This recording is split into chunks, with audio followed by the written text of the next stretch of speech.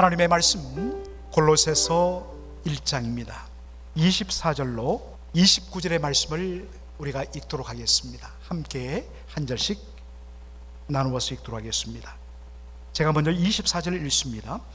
나는 이제 너희를 위하여 밟는 괴로움을 기뻐하고 그리스도의 남은 고난을 그의 몸된 교회를 위하여 내 육체에 채우느라. 내가 교회의 일꾼 된 것은 하나님이 너희를 위하여 내게 주신 직분을 따라 하나님의 말씀을 이루려 함이니라. 이 비밀은 만세와 만대로부터 감추었던 것인데 이제는 그의 성도들에게 나타났고 하나님이 그들로 하여금 이 비밀의 영광이 이방인 가운데 얼마나 풍성한지를 알게 하려 하심이라. 이 비밀은 너희 안에 계신 그리스도니 곧 영광의 소망이니라. 우리가 그를 전파하여 각 사람을 권하고 모든 지혜로 각 사람을 가르치면 각 사람을 그리스도 안에서 완전한 자로 세우려 함이니 이를 위하여 나도 내 속에서 능력으로 역사하시는 이의 역사를 따라 힘을 다하여 수고하노라. 아멘. 오늘 저는 2024년 1월 두 번째 주일 골로새서 1장 24절로 29절을 본문으로 완전한 자로 세우려 함, Presenting everyone perfect라는 제목으로 말씀을 전하고자 합니다. 어느 초등학교 역사 시간에 선생님께서 이렇게 아이들에게 질문했습니다. 여러분, 오늘 우리 이순신 장군에 대해서 배우겠는데 여러분, 이순신 장군이 만든 배 이름이 뭐지요? 했더니 아이들이 거북선요. 자, 여러분께 묻겠습니다. 이순신 장군이 이 전쟁 중에 쓴 일기는 무엇이죠? 난중일기요. 그죠? 난중일기. 그러자 선생님이 이렇게 질문합니다. 그러면 여러분, 이순신 장군은 어떻게 돌아가셨죠? 하니까 아이들이 조용히. 그래서 여러분 모르세요? 아는 분 대답해봐요. 했더니 한 학생이 조심스럽게 이렇게 말했습니다. 장군님께서 말씀하시기를 내 죽음을 알리지 말라 하셨기 때문에 말할 수 없습니다 라고 했다는 것입니다. 우리 이순신 장군의 그 시리즈 세 번째 노량 죽음의 바다가 혹시 이곳에 하지 않나 싶어서 검색해 봤더니 딱 한 군데 메릴랜드 아룬델이라는 곳에서만 오픈을 하는데 그것도 밤 9시 반, 또 주말에는 10시 반에 오픈을 하더라고요. 그래서 정말 보고는 싶은데 갈 수가 없습니다. 여러분, 우리가 이렇게 말하죠. 이건 비밀이야. 이건 절대로 말해서는 안 돼. 그렇게 할 때 여러분 영어로 어떻게 합니까? 이것은 비밀이야. 보통 우리가 It's a secret. This is a secret. 이렇게 보통 우리는 생각하기 쉽지 않습니까?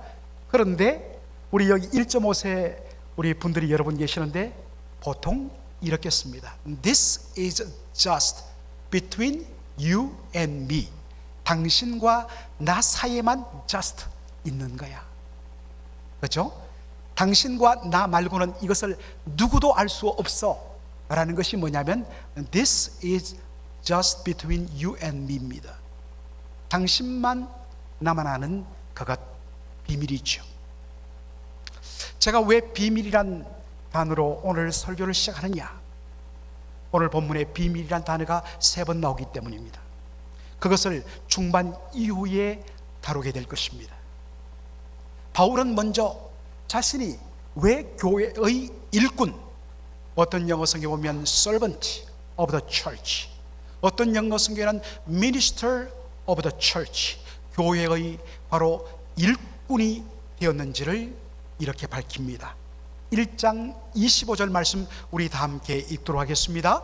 내가 교회의 일꾼 된 것은 하나님이 너희를 위하여 내게 주신 직분을 따라 하나님의 말씀을 이루려 함이니라.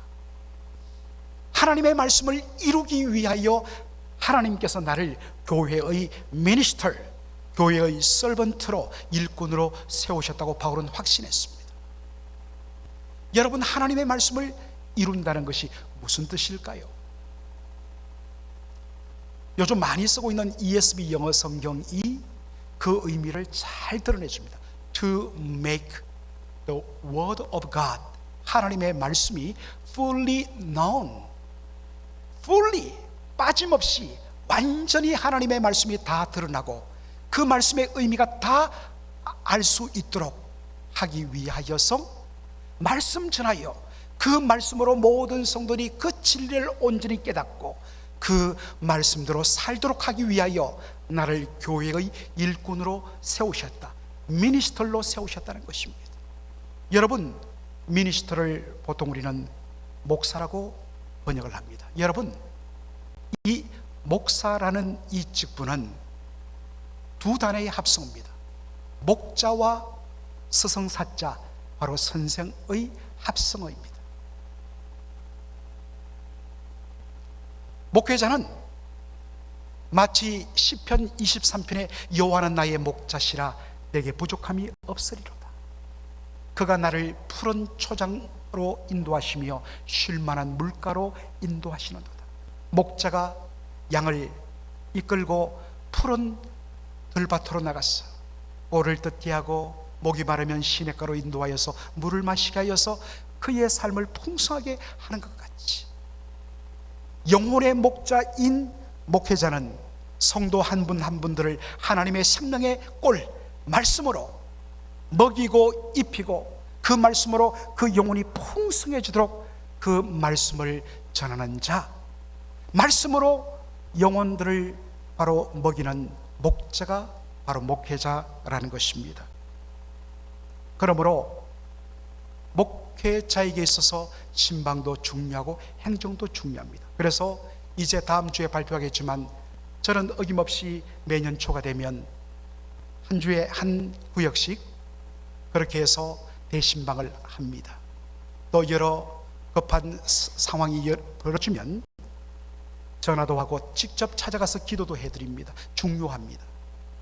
그러나 그보다 더 본질적인 것은 하나님의 말씀에 목숨 걸고 말씀 연구하고 말씀 준비하고 그 말씀으로 성도 한 사람 한 사람들을 그리스도의 제자로 양육하고 세우고 말씀을 통하여 그 영혼을 풍성하게 하는 이 일, 이것이 가장 중요한 일이라는 것입니다.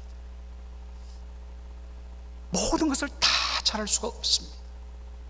그래서 여러분들, 제가 조금 부족하더라도 양해를 부탁드리고, 특별히 이미 이제 여전도회 회장님과도 의논했고 당회와도 협의를 하고 있는데, 제자훈련을 받고 훈련된 우리 권사님들 1대1로 특별히 케어가 필요한 연약한 분들, 기도가 필요한 분들을 매치시켜서 정말 그분들을 찾아가고 그분들에게 필요한 어떤 갈대, 어떤 음식도 만들어가고 가서 기도해주고, 또 필요하면 제가 함께 가서 주의 이름으로 기도해주고, 그렇게 함께 동역함으로 말미암아 제가 더 본질적인 사역, 말씀을 연구하고 그 말씀에 실험하고 성도들을 위하여 기도하고 교회가 영적으로 온전히 설 수 있도록 한 사람 한 사람 성도들을 제자 훈련하고 양육하는데 온전히 전심전력할 성도 여러분들이 저를 도와주시기를 주의 이름으로 부탁을 드립니다.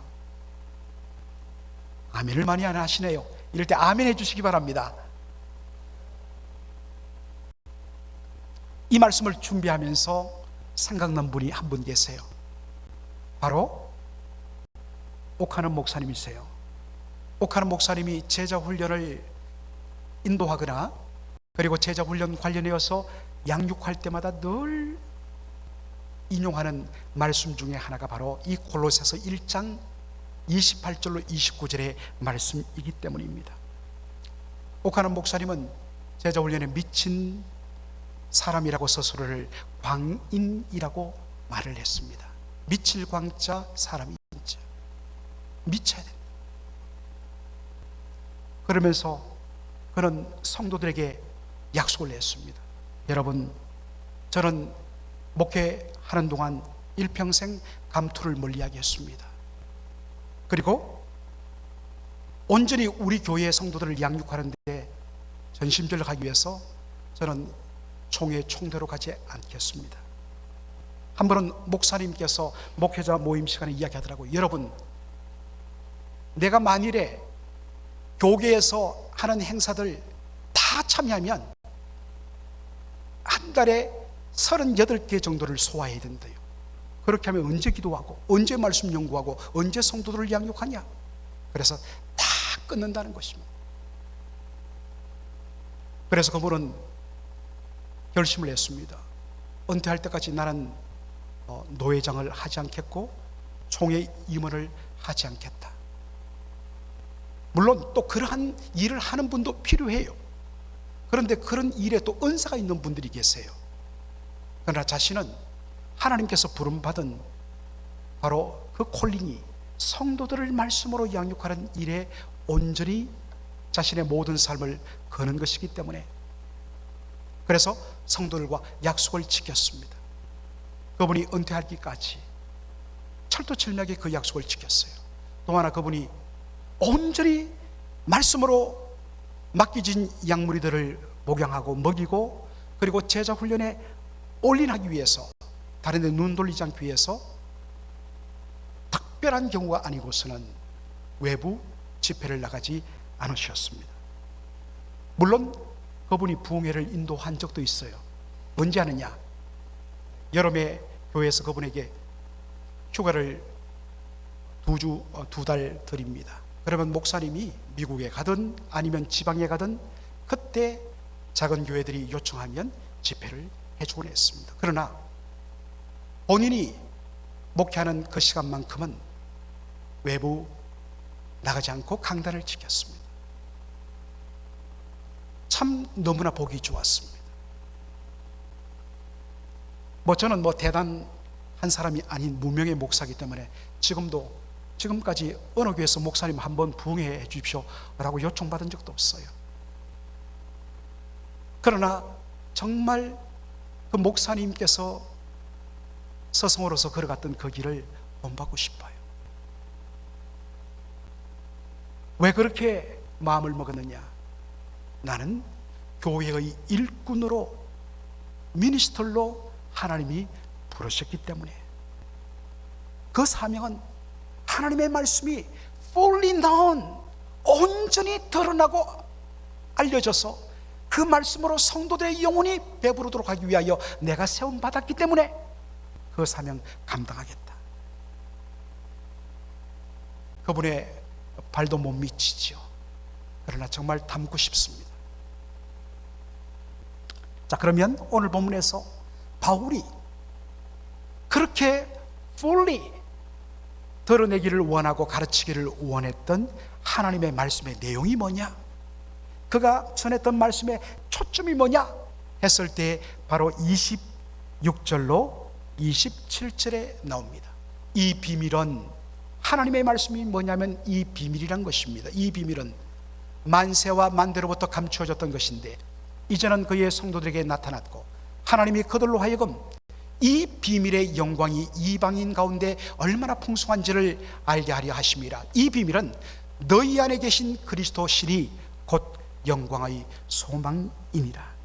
여러분, 하나님의 말씀을 fully 드러나도록 전하겠다고 말하고서 그 하나님의 말씀이 뭐냐? 바로 이 비밀이다, 이 비밀이다 라고 이야기합니다. 그리고 이 비밀이 무엇을 가리키냐 했을 때 이 비밀은 무엇이라고요? 예수 그리스도 곧 영광의 소망이라는 것입니다. 여러분, 비밀, just between you and me, 당신과 나 사이에만 있는 것, 소수만 아는 것, 이게 비밀입니다. 만일에 비밀이 모든 사람들이 다 아는 것이라면 그것은 더 이상 비밀일 수가 없어요. 종종 어느 성도가 저한테 연락해서, 목사님, 이건 목사님만 아셔야 될 비밀이에요, 사모님한테만 또 이야기하면 안 됩니다. 그래서 이야기하지 않았습니다. 그랬는데 일주일 뒤에 우리 와이프 빼고 다 아는 거예요. 얼마나 빠른지 몰라요. 비밀이 아닌 것이죠. 비밀은 뭐라고요? 소수만 아는 겁니다. 그런데 바울은 그 비밀 대신 예수 그리스도를 전하기 위하여 자신의 일생을 다 바쳤습니다. 가는 곳마다 예수 그리스도를 전했습니다. 여러분, 모순되지 않습니까? 비밀이라면 사람들에게 공개해서는 안 되는데, 우리끼리만 알아야 되는데, 비밀이라고 하는 예수님을 온 세상에 널리 퍼뜨리고 전한 것입니다. 모순처럼 보이지 않습니까? 자, 여러분, 이 문제의 해결의 열쇠는 바로 비밀이라고 번역된 헬러 단어를 하는 데 있습니다. 한번 읽어볼까요? 시작. 미스테리온. 다시 한번요. 미스테리온. 여러분, 이 미스테리온이란 말은 not secret but mystery, 비밀이 아니라 mystery, 신비라는 것입니다. 여러분, 미스터리가 뭡니까? 바로 이 영어 단어 미스터리가 미스테리온이라는 헬라어 단어에서 그대로 나온 영어입니다. 미스터리, 신비가 뭘까요? 도무지 우리의 머리로서는 이해가 안 되는, 절대로 일어나서는 안 되는 일인데 어떻습니까? 이것이 실제로 일어난 것, 이럴 때 우리는 미스터리, 신비라고 이야기합니다. 여러분, 왜 예수 그리스도가 신비, 미스터리일까요?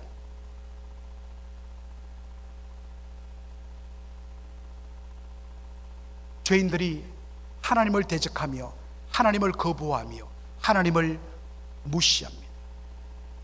그러면 마땅히 그 죄인들에 대하여 죽음의 심판을 내리는 것이 정상입니다. 그런데 하나님이 어떻게 하셨습니까? 자기를 대적하고 조롱하고 거부하는 죄인들을 사랑하시는 것, 이것이 신비입니다. 미스터리입니다. 죄인들이 저주와 형벌을 받아야 마땅한데 하나님께서는 그 저주와 형벌을 자신의 아들에게 대신 다 담당하여 그 모든 죄값을 지불하게 하신 것, 신비입니다. 우리를 구원하고 살리고 우리를 하나님의 자녀 삼기 위하여 자신의 사랑하는 독생자를 대신 희생시키는 것, 이것이 미스테리온, 미스터리, 신비인 것입니다. 유대인의 관점에서는 오직 하나님이 메시아를 통하여 주시는 이 구원은 아브라함의 혈통을 이어받은 우리 유대인들만 누려야 마땅한데, 하나님은 이방인들에게도 이 놀라운 구원의 은혜를 같이 똑같이 나눠주신 것, 있을 수 없는 일이 일어나게 되는 것, 이것이 바로 미스테리온, 신비인 것입니다. 우리가 좋아하는 찬송가, 하나님의 은혜로 이 쓸데없는 자 왜 구속하여 주는지 난 알 수 없도다. 하나님의 신비를 찬양하는 것입니다. 정말 예수 믿고 자신의 지난 삶을 바라보니 자신은 도무지 구원받을 만한 자격 없는데 왜 하나님께서 이 죄인의 괴수 같은 나를 사랑하시며 당신의 자녀 삼아주시는지 알 수가 없다는 것입니다. 그런데 이것이 현실이 되었다는 것입니다. 그것이 바로 신비입니다. 바로 이런 의미에서 예수 그리스도의 십자가는 바로 미스테리온, 신비란 것입니다. 바울은 이야기합니다.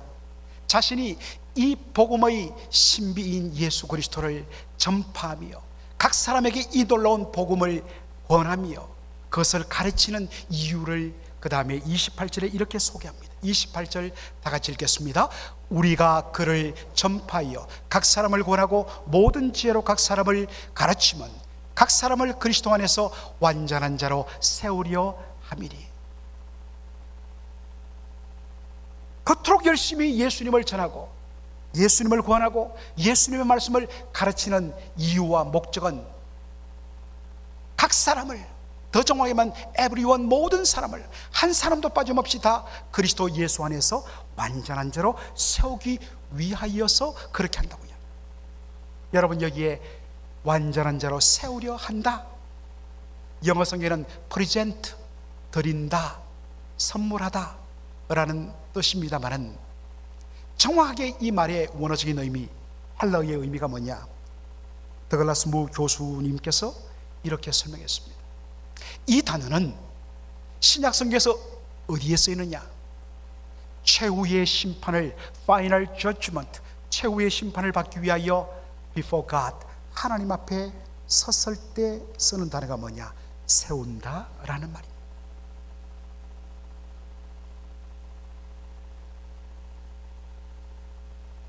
우리 모든 사람은 언젠가는 한번 최후의 심판을 받기 위하여 하나님 앞에 서게 될 것입니다. 어린이들이 부르기 위하여 만든 찬송이지만 우리들도 잘 알고 좋아하는 찬송이 있습니다.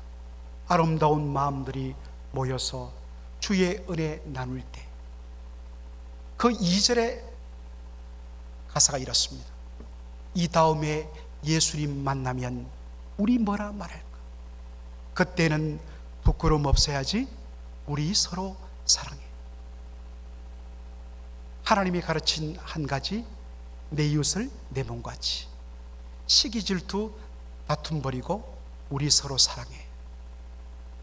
이 다음에 예수님 만나면 우리 뭐라 말할까? 그때는 부끄러움 없어야지. 여러분, 장차 우리 모두는 예외 없이 최후의 심판을 받기 위하여 하나님 앞에 다 서게 될 것입니다. 그때는 하나님 앞에 여러분 그 어떤 것도 감출 수 없습니다. 심지어 여러분 배우자에게 감추고 드러내지 않는 부분들이 있을 것입니다. 이것은 나만이 아는 것이야 라는 것이 있을 것입니다. 그러나 그 어떤 것도 하나님 앞에 섰을 때 아무것도 감출 수 없습니다. 여러분의 산 모든 삶이 빠짐없이 그 거룩하신 하나님 앞에 다 드러나게 될 것입니다. 사랑하는 성도 여러분, 하나님 앞에 설 준비가 되어 있습니까? 미움과 다툼과 시기 질투와 자기 의와 자기 자랑으로 충만한 부끄러운 모습으로 주님 앞에 서기를 원하십니까?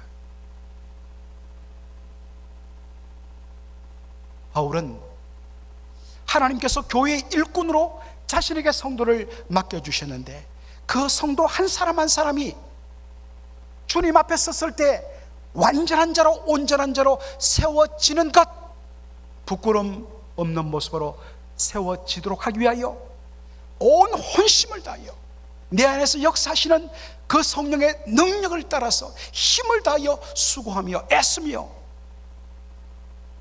성도들을 말씀으로 양육하겠다고 그렇게 고백하는 것입니다. 여러분, 여기에 완전한 자로 세운다 했는데, 여러분 완전한 자를 영어 성경을 보면 perfect라고 되어 있습니다. 여러분, 세상에 어떤 인생이 상대적으로는 남들보다 조금 더 나을지 모르지만은 절대적인 기준을 가지신 절대적인 의와 거룩하신 하나님 앞에 섰을 때 감히 완전한 자로 세워질 사람이 누가 있겠습니까? 그런데 여기 퍼펙트, 이 완전하다란 말은 퍼펙트, 완벽하다는 말이 아닙니다. 이 땅에 완벽한 사람 아무도 없습니다. 그렇다면 그 하나님 앞에 완전한 자로 세워진다는 이 말의 의미는 무엇인가? 이건 역시 여러분에게 헬라어 원어를 하나 소개합니다. 이 완전한, 퍼펙트라고 번역된 완전하다란 말은 헬라어로 텔레이오스라고 쓰이는데, 이 말은 목적에 도달하는, 어떠한 목적이 있는데 그 목적을 성취하는, 그 목적에 이르는 이란 뜻입니다. 여러분, 하나님께서 저와 여러분을 구원하신 목적이 뭘까요? 왜 당신의 독생자 예수 그리스도의 십자가의 피 흘림을 통하여 저와 여러분을 구원해 주셨을까요? 우리는 하나님이 우리를 구원하여 죄산 받게 하고 영생 얻게 하고 나중에 천국 가게 하는 것, 여러분 맞습니다. 그러나 그것은 목적이 아니라 수단이에요. 왜 하나님이 우리를 죄사함 주시고 영생 주시고 천국 들어가게 하셨는가? 그것은 하나님께서 우리를 하나님의 자녀 삼으시기 위함입니다. 하나님의 자녀 삼는 것이 하나님의 구원의 목적이에요. 여러분, 하나님께서 우리를 하나님의 자녀로 삼는다는 것이 무슨 뜻이라고 그랬죠? 자, 여러분들 에베소 1장 5절 보면 하나님께서 창세전에 우리를 예정하사 그리스도 예수 안에서 우리를 자기의 아들, 자기의 아들이 되게 하시는 것, 하나님의 자녀가 되게 하는 것, 하나님의 자녀가 삼는 것, 이게 하나님께서 우리를 창세전에 선택하시고 예정하신 이유라고 했습니다. 자, 그런데 하나님의 자녀가 되는 것, 하나님의 자녀 삼는 것이 영어 성경에 어떻게 되어 있죠? 이것이 원래 헬라어 의미입니다. Adopted as his sons, 그분의 아들들, 하나님의 자녀로 뭐 했다는 겁니까? Adopted. 우리는 원래 죄인이었습니다. 하나님의 자녀가 될 수가 없었습니다. 그런데 하나님께서 우리를 입양하여 어답티드하여 하나님의 자녀 삼으셨다는 것입니다. 여러분, 여기에 놀라운 의미가 담겨 있습니다. 왜냐? 사도 바울이 지금 이 표현을 쓰는 이유는 당시 로마법 때문에 그렇습니다. 2000년 전 로마법에 보면 어떤 사람이 한 아이를 자신의 아들로 입양하면 자신의 배로 직접 낳은 친아들이나 가슴으로 입양한 이 양자나 아버지가 죽으면 아버지의 모든 유산을 똑같이 공동으로 상속받는 상속자로 권한을 부여받게 된다는 것입니다. 사도 바울은 이 로마법을 인용하여서 하나님의 자녀 삼는 것 설명하고 있습니다. 하나님이 저와 여러분을 하나님의 자녀로 삼는다는 것, 너는 내 아들 된다, 내 딸 된다, 호칭의 문제가 아닙니다. 하나님 아버지가 가진 모든 것을 다 상속한다, 물려준. 그래서 로마서 8장 10절 좀 보면 구원받은 우리들, 하나님을 아바 아버지라 부르는 우리들은 예수 그리스도와 함께하는 후사, 영어로 co-heir with Christ, 예수님과 똑같이 공동 상속자가 된다는 것입니다. 여러분, 얼마나 놀라운 특권인지 모릅니다. 하나님은 당신의 모든 것을 우리에게 물려주기 위하여 우리를 하나님의 자녀로 삼기 위하여 구원을 해주셨습니다. 수준이 다릅니다. 그저 심판받지 않고, 그저 천국에 가서 행복하게 잘 살고, 그 정도가 아닙니다. 이 모든 것 다 너 거야. 그런데 하나님의 자녀에게는 이 놀라운 특권과 더불어서 뭐가 있느냐? 아버지의 아들이라면 아버지의 아들다워야 되는 것입니다. 그렇지요? 그래서 하나님께서는 구원받은 우리들, 하나님의 자녀 삼은 우리들에게 너는 내 아들의 이름에 걸맞는 삶을 살아라고 요구하는 것입니다. 그래서 예수 믿는 것이 쉬우면서도 예수 믿는 것이 어려운 이유가 바로 여기 있습니다.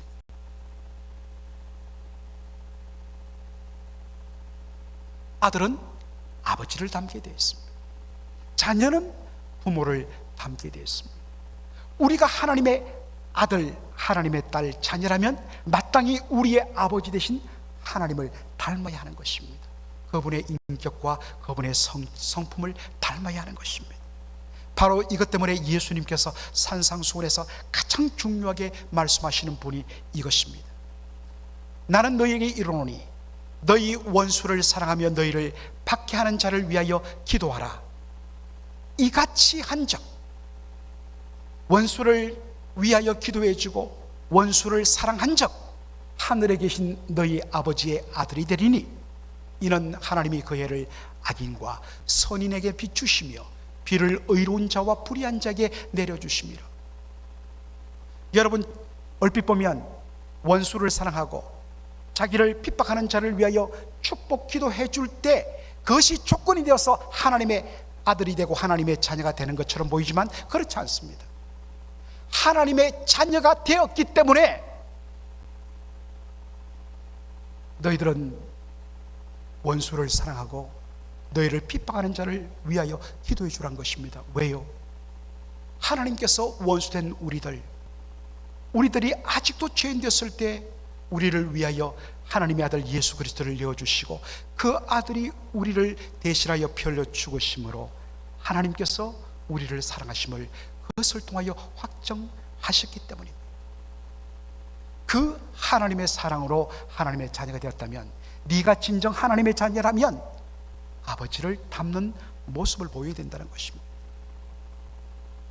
그러면서 이 말씀 뒤에 인용은 안 했습니다만 46절 47절에 뭐라고 나옵니까? 만일 너희가 너희 사랑하는 자만 사랑하면 그것이 어떻게 하나님 자녀이겠느냐? 그것은 죄인들의 대명사인 세리들도 그렇게 할 줄 안다. 만일 너희 형제 자매들만 무난하고 사랑하면 누가 못하겠느냐? 그것은 예수 믿지 않는 불신자 이방인들도 그렇게 할 줄 안다는 것입니다. 너희는 하나님의 자녀다.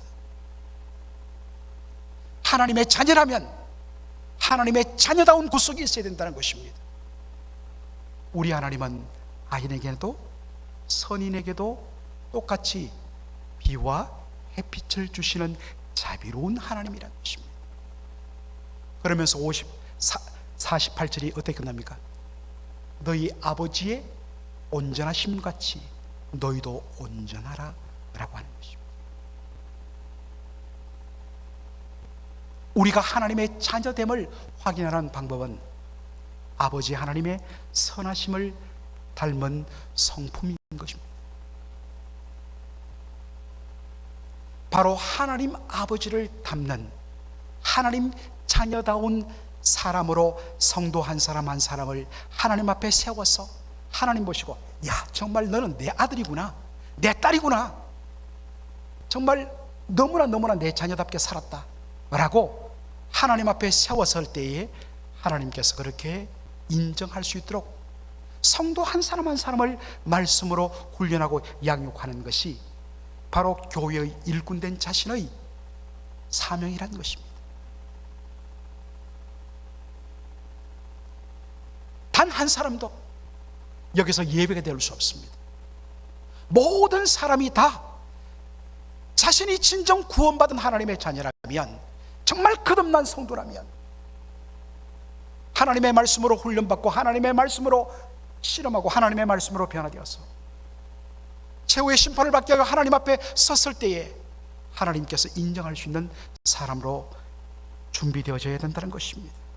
사랑하는 성도 여러분, 오늘 밤 하나님께서 여러분을 부르시면 여러분 하나님 앞에 설 준비가 되어 있습니까? 그때는 뭐라고 말할까요?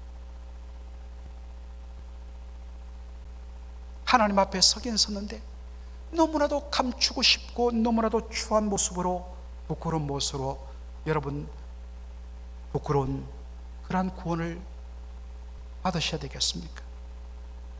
하나님께서 여러분에게 올해 1년을 더 선물로 연장해 주셨습니다.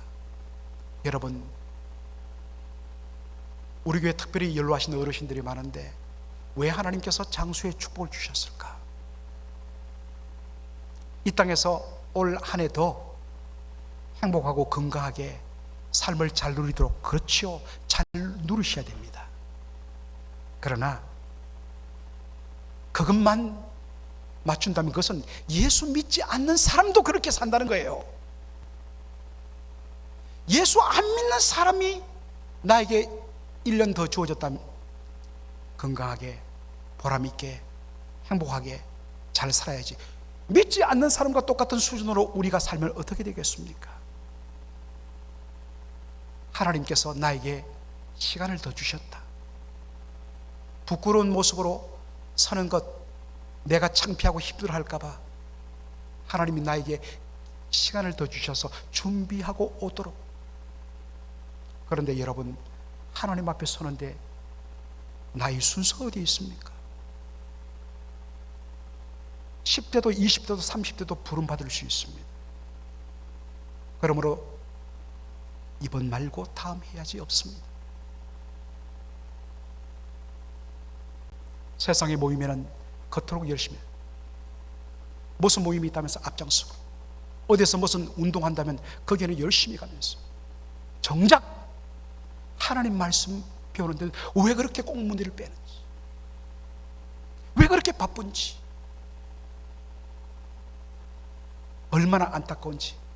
저는 저러다가 주님 앞에 섰을 때, 저 부끄러워할 모습을 바라볼 때 저는 속이 타는 것입니다. 만일 여러분들을 부끄러운 모습 가운데 하나님 앞에 세우게 된다면 그것이야말로 말씀으로 성도를 양육하도록 부름받은 교회의 일꾼된 저에게는 가장 수치요, 가장 큰 책망거리가 됩니다. 그러나 여러분 한 분 한 분들이 그리스도 예수의 말씀으로 훈련되고 그 복음의 비밀 되신 예수 그리스도, 그 신비로우신 예수님의 그 복음의 은혜 가운데 여러분이 변화되며 여러분의 삶 속에 그리스도의 형상이 드러나며 하나님의 자녀의 아름다운 모습들이 회복되어서 그 모습 그대로 하나님 앞에 세워졌을 때 정말 내가 너를 자녀 삼은 것 너무나 잘한 일이다. 내가 너를 내 자녀로 삼은 것이 나의 최고의 선택이다. 하나님이 기뻐하시는 모습을 바라볼 때 그것 자체가 저에게는 최고의 영광의 면류관인 줄로 믿습니다. 사랑하는 성도 여러분, 다른 이유 없습니다. 여러분들에게 왜 나이에 상관없이 하나님의 말씀을 배우고 훈련받으라 하는 이유, 오직 이거 하나입니다. 하나님 앞에 여러분을 한 사람 한 사람 하나님께서 목적하신 그 목적대로 온전한 자로 세우는 것, 그래서 하나님을 기쁘시게 하는 것, 여러분이 가장 복되게 하는 것, 이것이 저의 최고의 소망입니다. 이것이 없는 가운데 교회가 선교 열심히 하고 교회가 구제 열심히 하고, 여러분, 교회는 무너지게 되어 있습니다. 교회가 먼저 부름받은 이 미션에 초점 맞추어서. 목사님, 저는요 지금 제가 신앙생활 하면서 이때까지 그런 훈련 10번 받았습니다. 아직도 10번을 더 받으셔야 돼요. 주님 앞에 서는 그날까지 계속적으로 받고 깨어지고 받고 깨어지고 중단하면 안 됩니다. 그래서 올 한 해도 우리 교회가 제자를 양육하고 제자로 훈련시키고 정말로 훈련받은 분들이 성도들을 섬기며 세우는 이 아름다운 일에 헌신하는 그러한 사명이 이끄는 교회가 되기를 주의 이름으로 축원합니다. 아멘. 살아계신 우리 아버지 하나님, 은혜와 사랑을 감사드립니다. 오늘 2024년 사명이 이끄는 교회라는 주제로 아버지 하나님이여, 주일 저희들이 시작한 이후로 두 번째 주일인데 오늘 성도 한 사람 한 사람을 그리스도 안에서 온전한 자로 세우는 것, 이것이 교회의 본질이요 사명인 것을 함께 나누면서 저희들의 마음속에 거룩한 부담을 허락하여 주신 것을 감사드리고, 하나님 앞에 어린아이 같은 심정으로 우리가 하나님 부르실 그날까지 하나님 앞에 섰을 때 부끄러움 없는 모습으로 서기 위하여서 시간을 내어서 하나님 앞에 훈련받고 하나님 앞에 자신을 온전히 내어드리는 일에 헌신하는, 올해가 가면 다시는 이런 기회가 없다는 절박한 심정으로 하나님 아버지 주님 앞에 훈련받다가 주님 앞에 부름받는 저희 모두가 되게 하여 주시옵소서. 우리 교회 구석구석에서 그리스도 예수의 제자로서 예수님을 닮고 하나님 아버지를 닮은 제자요 자녀됨이 곳곳에서 열매 맺는 너무나도 아름답고 소중한 믿음의 공동체가 되게 하여 주시옵소서. 예수님의 이름으로 기도옵나이다. 아멘.